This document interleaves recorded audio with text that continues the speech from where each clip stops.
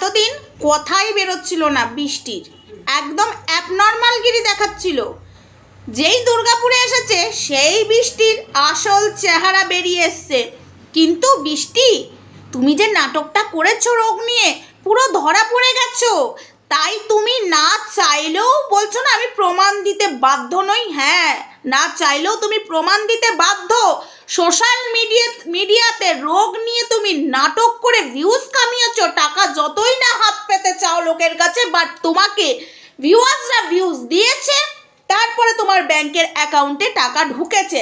আজ তোমার দিমাগ মানবো না বৃষ্টি, একদমই না। আর প্রীতম শোনো, এই যে তোমাদের আশেপাশে যেগুলো চলছে না, কারোর সাথে কথা বলা নয়, পেছন দিকে বসছে, সামনে দিকে গেটে তালা মেরে রাখছে। মানুষ কি বোকা নাকি দুদিন বাদে ওই পাড়া থেকে আউট করে দেবে? যে পরিস্থিতিটা শুরু করে দিয়েছো, কারণ না মানুষের মনে সন্দেহ ঢুকে গেছে। একটা দুটো তিনটে ভুল নয়, হাজারো ভুল করেছো। হাই ফ্রেন্ডস, সোমা ওয়ার্ল্ডে তোমাদেরকে অনেক অনেক স্বাগত আর অনেক অনেক ভালোবাসা। চলে এসেছি আবারও আরেকটা ভিডিও নিয়ে। এমনও কিছু শুনতে পাচ্ছি, সেগুলো নিয়ে আমি বলতে চাই না, যখন সামনে আসবে। কিন্তু রোগটা নিয়ে তুমি নাটকটা করে গেছো, আর তুমি এখানে দিমাগ দেখাতে বসেছো। তোমার দিমাগটা কে দেখবে হে? বলছি না তোমাকে যারা আর বিষয় নিয়ে কাটাছেড়া করছে, বিয়ে করেছো, হ্যান করেছো, সেসব দিক থেকে তোমার পাশে আমরা আছি, তার জন্যই হাতটা বাড়িয়েছিলাম।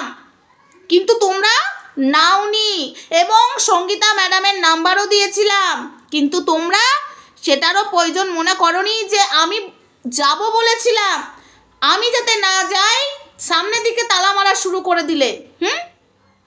পাড়ার লোকের সাথে কথা বলো না, যবে থেকে এসেছো পাড়াতে একটা পাড়ার লোকের সাথে কথা বলো না। ব্যাপারটা কি?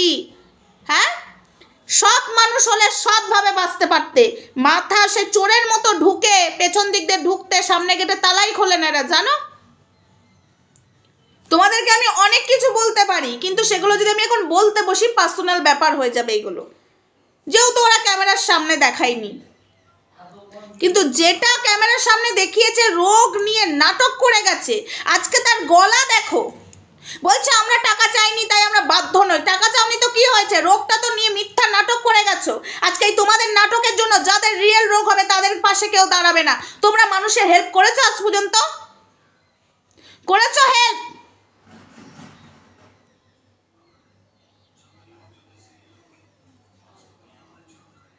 কোনোদিন তো অসহায় মানুষের ভিডিও আমি দেখলাম না কমিউনিটি পোস্টে দিয়েছো। তোমাদের তো প্রচুর টাকা, তোমরা নিজেরাই ভাবে বলো আমাদের কারোর প্রয়োজন পড়ে না, কারোর কাছে হাত পাতার, আমাদের যা আছে চলে যাবে। তাহলে আজ পর্যন্ত তোমাদের চ্যানেলে কাউকে তুলেছো?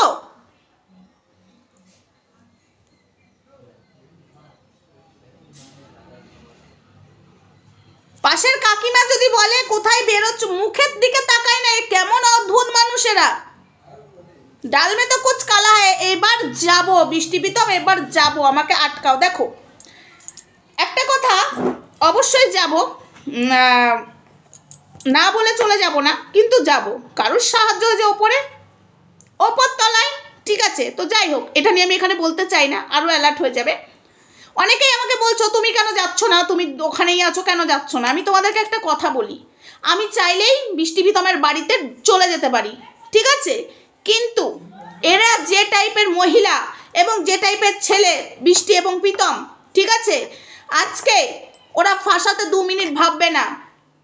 2 মিনিট ভাববে না। যেখানে ওরা কাউকে ঢুকতে দিচ্ছে না, আমি যদি জোর জবরদস্তি চলে যায়, ওরা ডাইরেক্ট আমাকে ফাঁসিয়ে দেবে। ওরা সব পারে, সেটা আমি বুঝে গেছি। আর এখানে না এলে আমি আরও কিছু বুঝতাম না। এখানে যখন এসেছে আমি বুঝে গেছি ওরা সব পারে। আমি চাইলেই কিন্তু তার বাড়ি যেতে পারতাম। ফোন এসেছিল, এই ফোন এলে না কথা বলতে বলতে ভুলে যায়, মাঝখান থেকে কি মানে মাঝখানেরটা কেটে যায়। তো যাই হোক, বলছিলাম ওদের বাড়ি যাওয়া নিয়ে। হ্যাঁ, ওদের বাড়িতে আমি যেতেই পারতাম, কিন্তু ওই যে ফাঁসিয়ে দেবে, ওরা ফাঁসিয়ে দেবে। তাই আমি ইনস্টাগ্রামে অনেকবার নক করেছি, তোমাদের বাড়ি যাব, তোমরা এখানে দেখাতে চাইছো না, আমি দেখে আসবো, আমাকে দেখালে তো ক্ষতি নেই। তো সেখান থেকে রেসপন্স তো এলোই না। 1 সপ্তাহ আগের ভিডিওতে কি বলো, ইনস্টাগ্রামে নক করে তোমাদের পাশে দাঁড়াতে চাই। আরে ভাই, এই কথাটা লিখিনি আমি, ঠিক আছে, প্রীতম বলেছে না, তার মানে ওরা কারোর হেল্প চায় না, তার মানে ওদের সব কিছুই গলত আছে, সব কিছুই ওদের গলত আছে। তো আমি এই কারণেই ওদের বাড়িতে যেতে পারি না, ঠিক আছে। ইডলি নেওয়া অনেক কিছু নেই, আমরা সব কিছুই জানতে পাই, দেখতে পাই সব কিছুই, বাট চাইলেই আমি যেতে পারি না। কেন বলো তো? যে ফাঁসিয়ে দেবে। ওরা এতটাই চক্রান্তকারী, ওরা দুটোতে মানে ব্রেন খাটিয়েছে চ্যানেলটাকে দাঁড় করাবার জন্য, এবং মানুষের সাথে ওরা কি কি করেছে সব কিছু তথ্য চলে আসছে সামনে, কিন্তু ওই যে ওইগুলো তো ক্যামেরার সামনে প্রীতম বৃষ্টি দেখায়নি, নাহলে আমিও বসতে পারতাম এগুলোকে নিয়ে যদি বসা হয় পার্সোনাল বিষয় হয়ে যায়, তাই আমি এগুলো নিয়ে বসতে পারছি না, কারণ আমার কাছে যেসব প্রুফগুলো এসছে না, ঠিক আছে, ভুড়ি ভুড়ি প্রুফ এসছে, ভুড়ি ভুড়ি ভুড়ি ভুড়ি।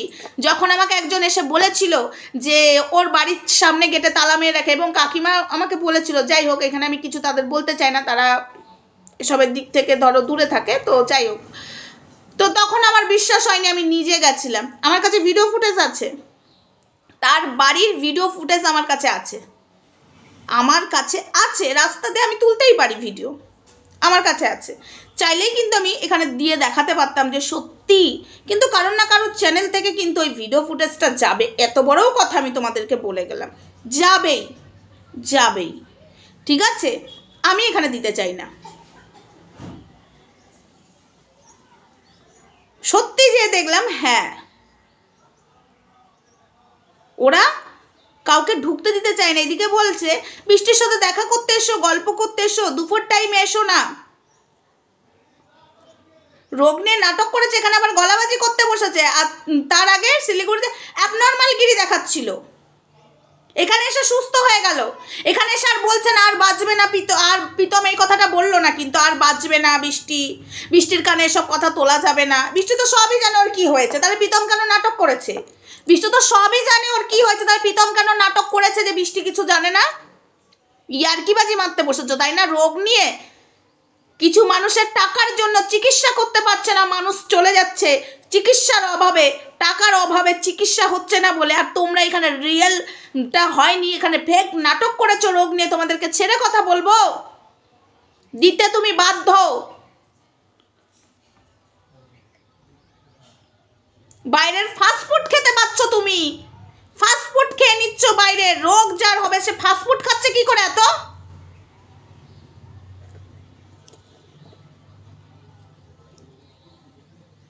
তো যাই হোক বন্ধুরা, আমার রাগটা কেন হয়েছে জানো, রাগটা এতটা কেন, আমি ভাবছিলাম কালকের ভিডিওতে বলবো, একজন দূর থেকে এসেছিল, তাকে দেখা করতে, সে এক ভিউয়ার্স ছিল, দূর থেকে এসেছিল,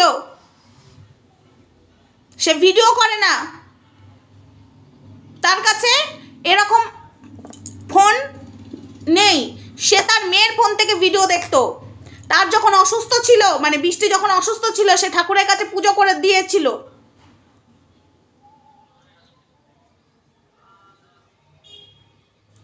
এখানে ওর বোনের বাড়ি, এখানে ওই আন্টিটার বোনের বাড়ি,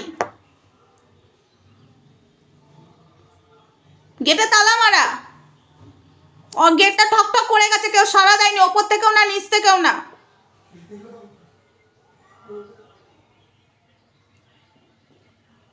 এসছিল তাকে দেখা করতে, অসুস্থ, বললাম না আমার কাছে এত প্রমাণ রয়েছে, বুড়ি বুড়ি এত প্রমাণ রয়েছে, আমি যদি দিতে বসি না, আমার আগে কি করেছে, অনেকে বারবার বলছে না যাও তুমি আগে, আমি আগে দেখবো না, আমি এই রোগটা নিয়ে কথা বলবো, আমার আগে দেখার দরকার নেই, আগে ওর কি করেছে না করেছে, পারলে পরে পরে সেই নিয়ে কথা বলা যাবে, বাট এখন হলো রোগটা নিয়ে নাটক করেছে, এখনও সুস্থ হয়ে গেছে, এখন মানুষ আসছে, মানুষ ওর বাড়ি থেকে ফিরে যাচ্ছে, গেটের সামনে তালা মারা, কেন কেন এত মনের মধ্যে ভয়, তার মানে ওর রোগটা পুরোটাই নাটক, ওর কাছে কোনো ডকুমেন্টস নেই, ওর ফেক নাটক, জ্বরটাকেও ক্যান্সার বলেছে, ইচ্ছা করে মাথা নাড়া করেছে,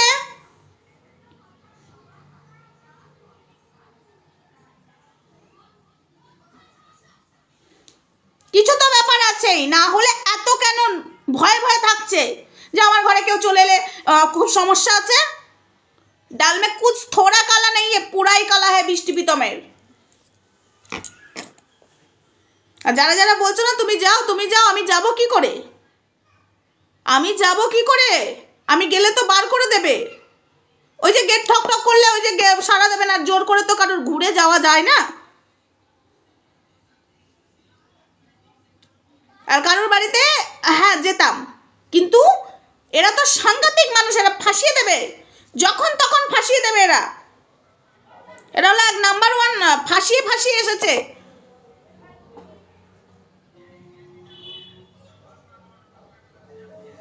যাই হোক বন্ধুরা, আমি কি বললাম আমি নিজেও জানি না, আমার অনেক মানে আমি গুছিয়ে একে নিয়ে ভিডিও করতেই পারছি না, কারণ আমি এত প্রমাণ নিয়ে যদি আমি বসতাম ভিডিওগুলো নিয়ে, এখনকার যেসব প্রমাণগুলোর আমি এখানে শুনতে পাচ্ছি, মানে কি বলবো, কাকিমারা ক্যামেরার সামনে এসে সাইড থেকেও কথা বলতে চাইছে না, তারা এর মধ্যে নেই।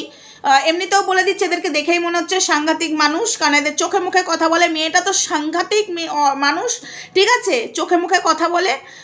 তাই তোমাকে খবর দিতে পারি, তোমাকে সব বলতে পারি, কিন্তু ক্যামেরার সামনে এনো না, নাহলে আমি নিয়ে যদি হয়তো একটু জোর করলে বসে পড়তেও, কিন্তু আমি তাও চাই না মানুষকে বিপদে ফেলতে, কারণ এরা সব কিছু করতে পারে। এরা রোগটাকে নিয়ে যদি টাকা ইনকাম করতে পারে, এরা মানুষ ফাঁসাতে 2 মিনিট ভাববে না।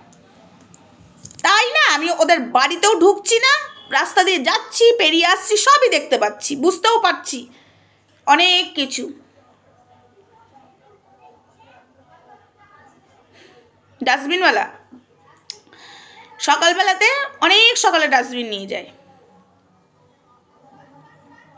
কত ভোরবেলায় গেটে বিয়ে করে আগে ওইদিকে ডাস্টবিনটা রেখে দিয়ে চলে আসে। ডাস্টবিনওয়ালা না, এটা বলাটা যাবে না, থাক। একটা নিরীহ মানুষকে ফাঁসিয়ে কোনো লাভ নেই, সে তো পেটের দায়ে এই ডাস্টবিনের কাজটা করে, তার তো এটা পার্মানেন্ট চাকরি নয়, মানে আমাদের এখানে যেগুলো ডিএসপি ইয়েতে আছে। চলো, এত কথা আমি বলতে চাই না, তাকে মানে বলতে বলতে আমার অনেক কিছু বলতে ইচ্ছা করছে, থাক। সময় হলে জিজ্ঞাসা করব দাদাটাকে যে আমি এটা বলতে পারি কিনা, তুমি আমাকে যেটা বলেছো, তাহলেই বলবো, না হলে বলবো না, থাক। তার যদি ক্ষতি হয়ে যায় আমার এটা বলার জন্য, কারণ ওরা সব পারে, শয়তান অসভ্য সব পারে এরা।